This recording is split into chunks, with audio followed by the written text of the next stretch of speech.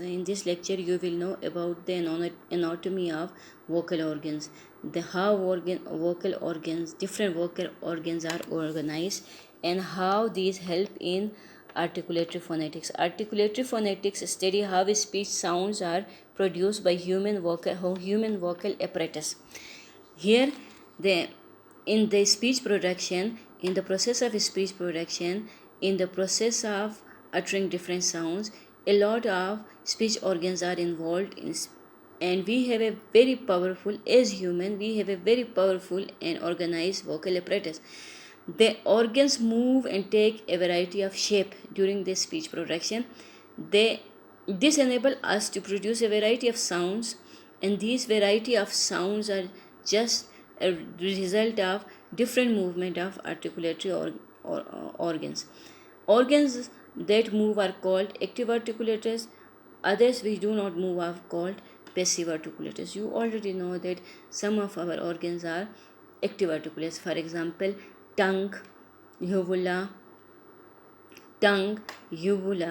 and lower jaw, while others are passive articulated. For example, teeth, for example, hard palate, for example, soft palate. These are passive articulators. So the active articulators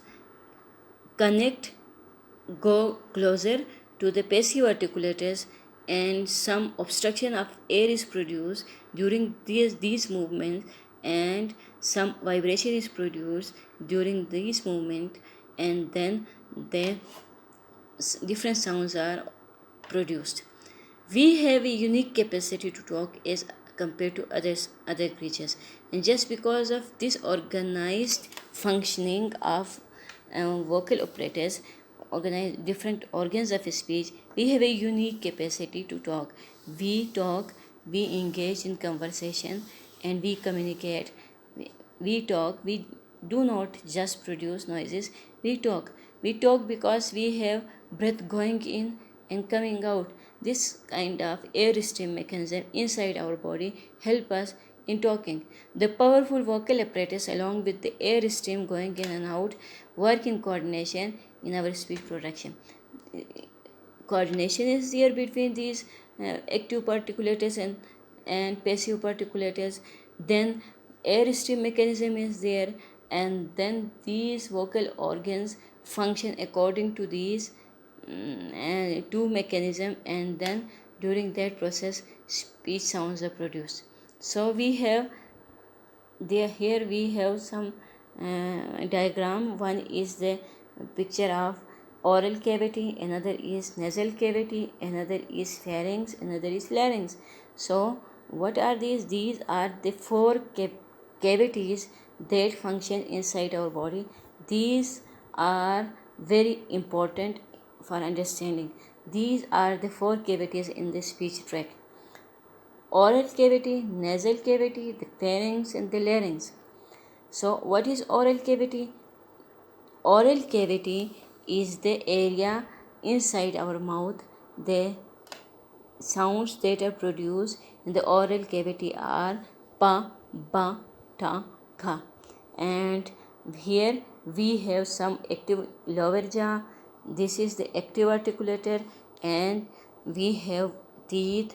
We have then the tongue, which is also an active articulator. We have teeth. We have hard palate. We have soft palate, and many others. So this is the area that is called oral cavity. Another we have nasal cavity. Nasal cavity is the large air-filled space above and behind the nose in the middle of the face. It is the uppermost part of the respiratory system and provides the nasal passage for inhaling the air from the nostrils to the pharynx. Pharynx is the upper section of the throat. Then we have the third cavity, that is pharynx, the upper portion of the throat. This pharynx is the area where we produce most of the sounds. In English are not produced here. Some sounds in Arabic language are produced in the pharynx area. So it is obvious that the larynx is also Another cavity that we have in our vocal apparatus, this is the hollow area around the vocal tract, it is also known as the voice box. So these four cavities inside the area of starting from the mouth and ending at the larynx are the cavities that are important in the production of speech sounds. Here we have movement of articulatory organs. These articulatory organs move. For example, there are some organs which have direct role in articulation and some have indirect role in articulation. Without them we cannot speak. Our feet and our eyes are not organs of articulation. Our organs of articulations are alveolar ridge, hard palate, soft palate, uvula and tongue. Some of these organs do not have the same function, but they function in unison or in collaboration with one and another. Some organs are active articulators while some are passive articulators. Some move while some don't move but act and help in articulation. For example, we have a set of two jaws and making a sound, one of it moves while the other does not move. While in the case of crocodile, both move wide open. The human articulatory apparatus has been designed such that moving and static organs come together in uniform way to produce the rhythm in speech. You can know that you can rightly see the diagrams here. This is the oral cavity. This is the area of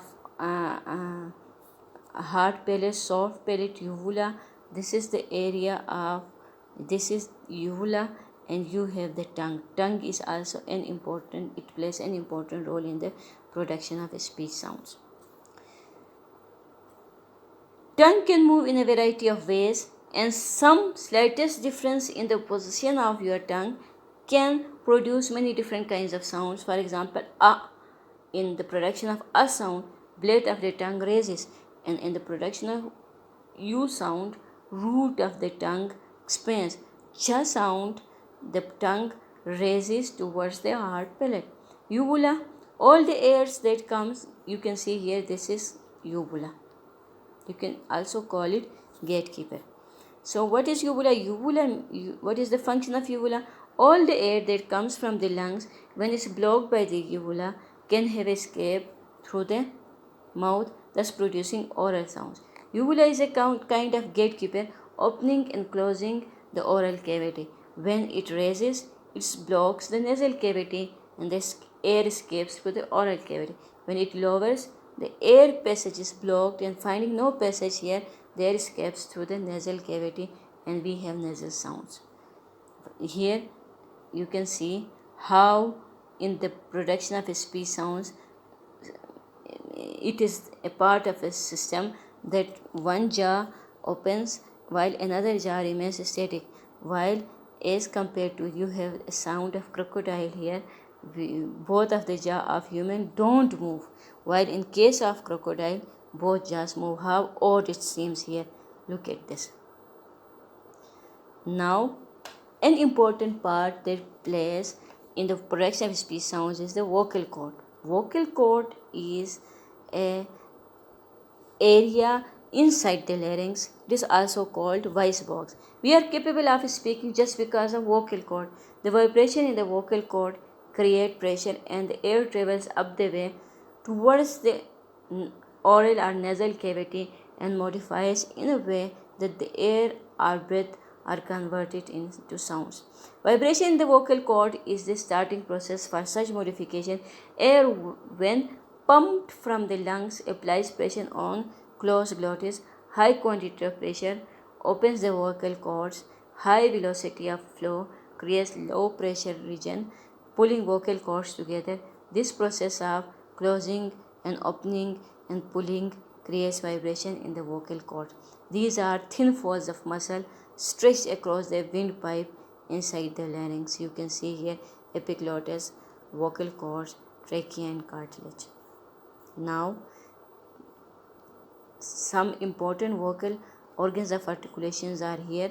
For example, alveolar ridge, the hard ridge just behind the upper teeth, which you can feel with the tip of your tongue, is called alveolar ridge. Hard palate, the hard roof of the mouth, is called hard palate. Then you can say soft palate. The soft area between hard palate and uvula is called soft palate. Then we have this area, the pharynx. You can see here, they are the area beyond the back of the tongue. Here you have larynx, vocal cords, pharynx, soft palate, esophagus, hard palate, epiglottis, and trachea. Here you have another esophagus and trachea. You can see here the food pipe and the windpipe. Then you have the Adam's apple. Adam's apple, the outside part of the larynx. Our test, it is called Adam's apple. Our test for voice sound is done by touching the Adam's apple and by feeling the vibration of the vocal cord.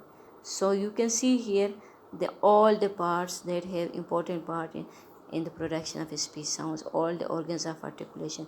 So we can conclude here that it is the manipulation of these organs of articulator that we get different sounds within the same limited space. The space is the same, the space is limited, the articulatory organs are limited, but we produce millions of sounds.